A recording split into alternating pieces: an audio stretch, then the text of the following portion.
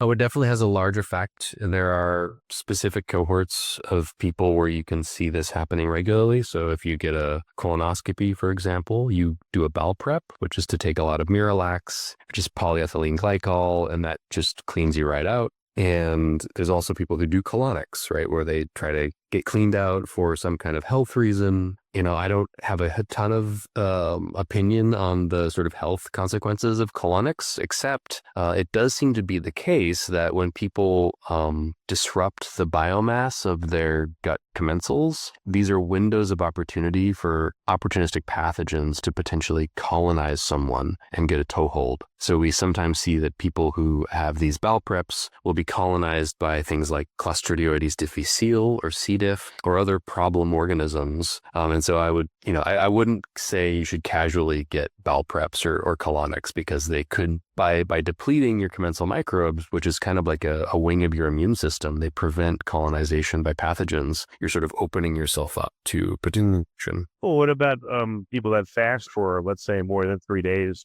Someone did like a 7-day fast, pretty much everything that's in there would be pushed out after a couple of days. I don't know if that would be anything valuable for your experimentation, like the resumption of eating after that. I don't know. Maybe there's too much to look at and you don't have time, but Well, there are groups who have looked at that. Yeah, fasting and its effects on the microbiota. So I will say that it's not simply the dietary substrates that the microbes can consume. There are certain organisms that degrade our mucus layer. So, Akkermansia is one of these organisms. It's usually a good guy in the gut. It can break down the mucus layer, and in so doing, it actually produces a lot of compounds that can be cross-fed to a lot of the other organisms in the ecosystem. And so you can sort of sustain some of the bacterial biomass and activity even in the presence of fasting. But what will happen is there's going to be more specialization on degrading your mucus layer, which will thin potentially the mucus layer. If the mucus layer gets too thin, that can cause problems like inflammation. So inflammatory bowel disease is a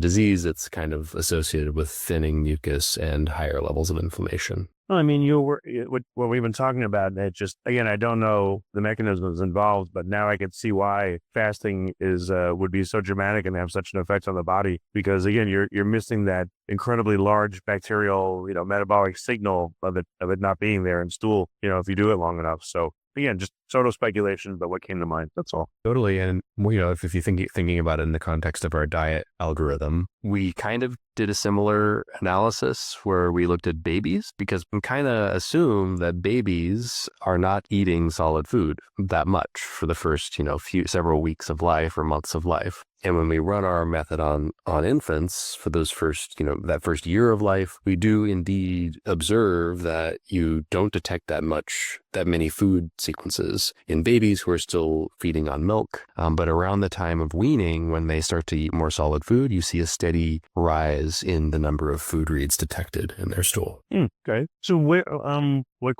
research questions are you looking at right now that you're going to get data on? With regard to the diet stuff? Yeah, right. So I think the next thing, so now that we've developed the method, we've validated it, we want to apply it to a very large cohort. So hundreds of thousands of samples from lots of different people eating lots of different things, and get coincident data where we have dietary intake information and microbiome composition information to, for the first time, really map out, if you're eating a banana or this kind of mushroom or this particular type of meat, how does that impact the composition of the microbiota?